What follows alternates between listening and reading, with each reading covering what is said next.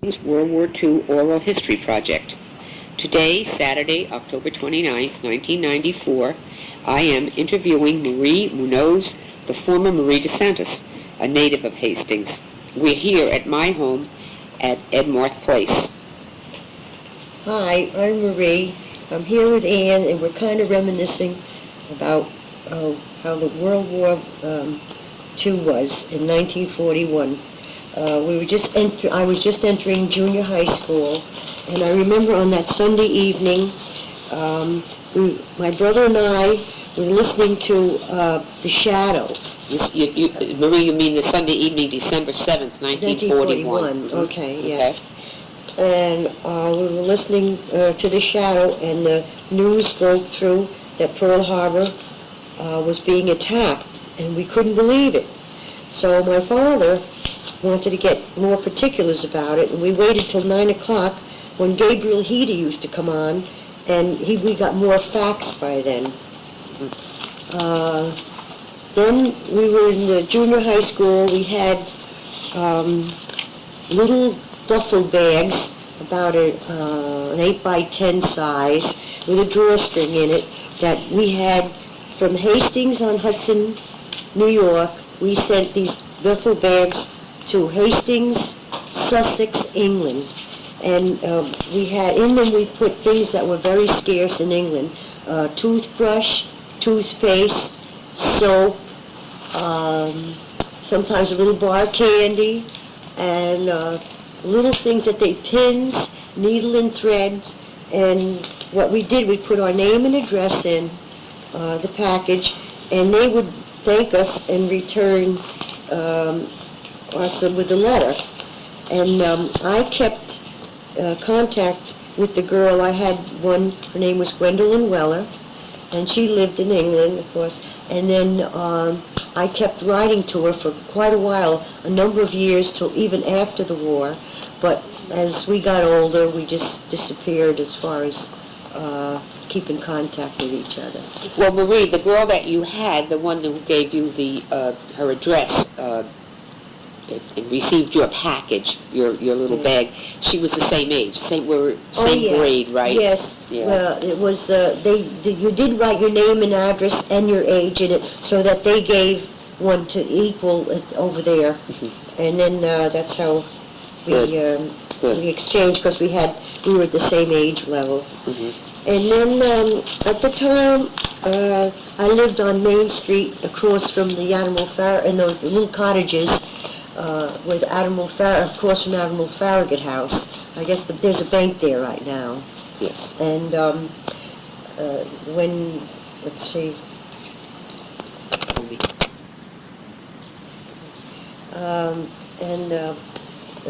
I had a neighbor a few doors down from me that lived across from the Polish church, St. Stanislaus, and her name was Mary Montalbano. And she was going with a former bus driver who drove for the Bernaccia brothers, and he got drafted into the army, and he was stationed in Italy, and she would be worried when she didn't hear from him. So I had a Ouija board at the time, a game that everyone played, and she'd come over and say, "Marie, let's play your Ouija board. I want to see if I'm getting a letter from V." And we would play it, and many times it would say yes. And then a few days or a week later, she'd come flying over to me and say, "Marie, I did get a letter. Your Ouija board was right." And we enjoyed doing that. And let's see. And then there was a chicken market, Salomino's Chicken Market, that was next door to me. And there was a lot of meat rations, but Charlie and Carmela Salomino used to sell live chickens, fresh-killed chickens, and many people from across the bridge and all over Hastings went there to have their chickens for the weekend. Chicken used to be a weekend main dish. They'd start on Thursday night and Friday and Saturday, and she was very busy all the time. And because we had beef was rationed, and sugar was rationed, and shoes also, different things like gasoline, but there was always, chickens were always available. Marie, that's really an interesting point you brought up about the chicken market, which I had totally forgotten about. But you did have ration stamps for other meat and things, so yes, tell us about that. Yes, we did. We had ration books that we take to the store with us. My brother and I used to go shopping a lot. We had a little wagon my mother got for us, and we'd fill it up. And we shopped at the A&P. It had sawdust. Well, I think the laundromat's there right now. And it had sawdust on the floor, and it was very interesting. But you'd go down the grocery list, and the fellow behind the counter would go get all your groceries for you one by one. It's nothing like the supermarkets they have today. And we also used to shop for our meat with our ration books down on Washington Avenue to the Peter Mondrick, the senior. He was a big, burly butcher. That's right. And I remember that. He used to cut the meat just the way you wanted it. And we used to give him a lot of our ration stamps for the meat that we had. Okay, so you, of course, recall that well, since you did the shopping, you and your brother. That's yes. interesting. Yeah. Now, as far as the school, rather at home, the kind of preparations were made at home for air raids, possible air raids. I remember we had warning for air raids and practice. I think it was the anaconda whistles used to blow when the fire whistles. We had dark blinds that they wanted all of us to have and to put in our windows. And we'd keep them dark at night so no lights could be shown. And during the air raid? During the air raid drill. Yeah. Okay. And also at school, we had to we had to draw the shades if we had time, and then we'd go sit in the hallway, crouched down with our backs against the wall and our knees up near our chins. That's right, yeah. And that was the school air raid. That was the school, and yes. Mm-hmm. Very good. Okay, in addition to the air raid drills in school, there were things that went on for the war effort, such as sales of war stamps, saving stamps. Yes, we did have a little book. We used to bring a quarter once a week and buy a savings stamp, and it took a long time, but they added up, and we'd put a little, well, you can get as many stamps as you want, but at that time we could only get one at a time, and stuck it in our little savings book, and then when the book was filled, we had we got a savings bond, which was the least amount. I think it was $25 savings bond. Which was like $18.75, and then it matured to $25. That's right. And, I remember that myself. Yeah. Okay. And then, let's see. Also, we had, I used to have a junior working papers. We all had to get junior working papers between 14 and 16 years old. And after school, from 3:30, 4 o'clock to about 8 o'clock at night, me and, many girls in my class, we used to work on the aqueduct near Washington Avenue called the Ferricott Corporation. Right. And we used to make airplane parts parts for airplanes, and the wires used to have to go into they were like a ceramic type of a holder where we divide the wires up. And all of us girls used to work there, and that's how we made our money. And on payday, we'd go to Yonkers and go clothes shopping. Great, that's great. Down in Mimi's. I think, do you recall that we were only allowed to work 4 hours? We weren't allowed to work. That's right, yeah, because that's the idea of our working papers. Because everything was done legally and right. And it was interesting. Yes. And we thought we were doing something good for the war effort. Right. Okay, how about the village itself? I mean, you lived in the village. Did it change much during the war? I mean, and there was gas rationing and stuff, but I mean, as far as, like, do you recall any changes? Like, Well, I know some of the fellows that were in the police department had to be in the service, had to go to the service, and the Anaconda was a big item because they used to make the Navy cable, and they used to have a big program called for the Navy E for Excellence, and my father worked there in the rod mill, and many other Hastings-ites, all the old-timers worked there, and they used to get the Navy E, the little pin that they wear on the lapel, and that they were very proud of. great. Oh, I also wanted to mention that it wasn't compulsory. It was a choice that we had necklaces. Well, it was the shape of a bomb, and on a chain around our neck with our ID on it.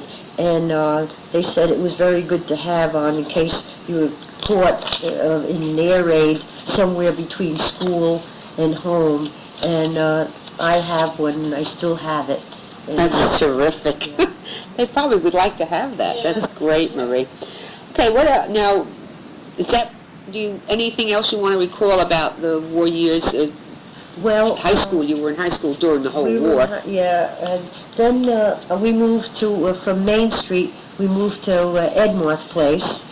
And During the war. During the war. And then at the end of the war, when the troop ships were coming home, we used to stand outside. We had a sheet that said, "Welcome home," and we'd wave it outside our window because we faced right onto the river. And when the troop ships were coming up the Hudson, we were forewarned because the Anaconda is before our house.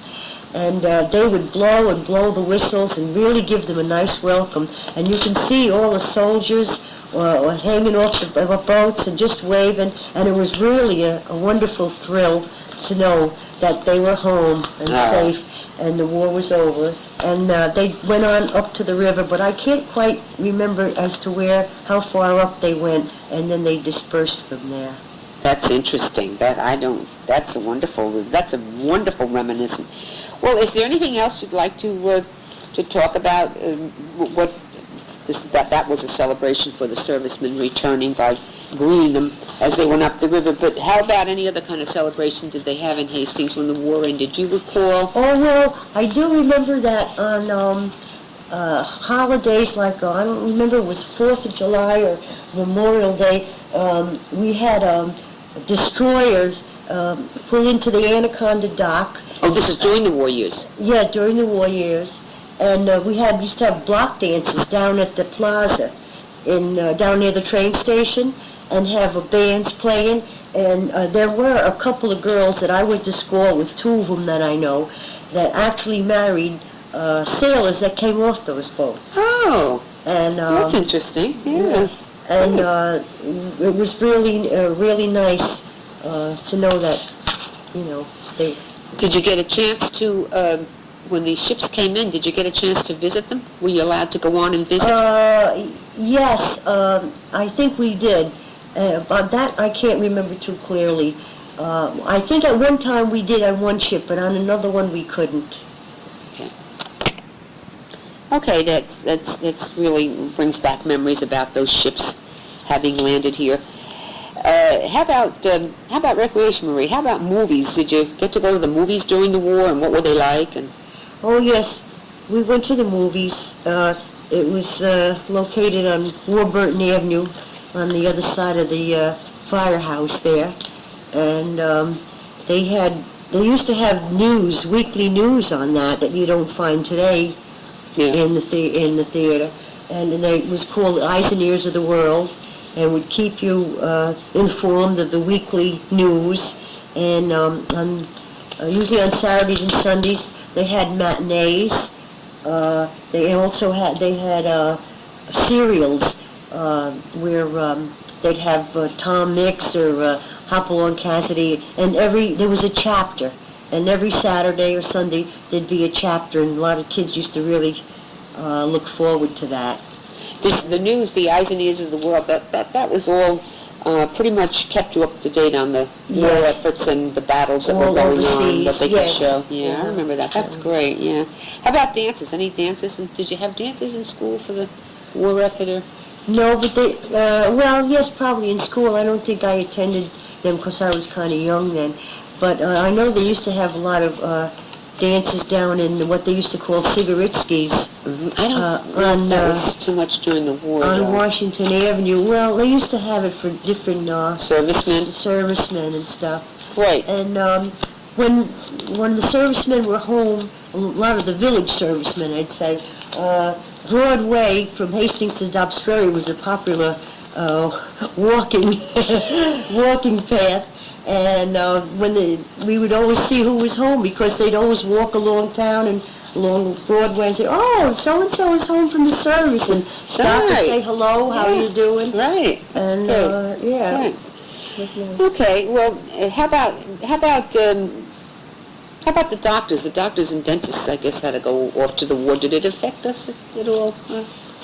We had the school doctor, I guess. We had, Dr. Mink was our school doctor, and he was one of the main doctors, I think, in Hastings at the time. Right. And Dr. Finkelstein was our school dentist, and he was a main dentist in town. And took care of us. Took care of, I think, the majority of the town, because a lot of the younger ones were off to service. Right.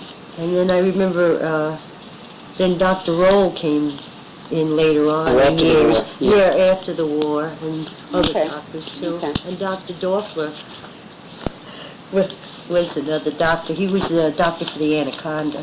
Right. That's right. Okay. Oh, and also another thing I'd like to recall that I remember was Victory Gardens. Oh. We had always had a big garden, but we had our own, well, we were allowed to at that time on Main Street. We had we had a lot of chickens, we had rabbits, and we had our own pigs. That's interesting. And that helped us with our meat rations. So that's why, really, it wasn't too bad on our part, in our family, as far as feeling so tight for rations. And meat. And meat, because we used to can tomatoes. We had a big garden, and we used to can a lot of vegetables. And my father used to make wine.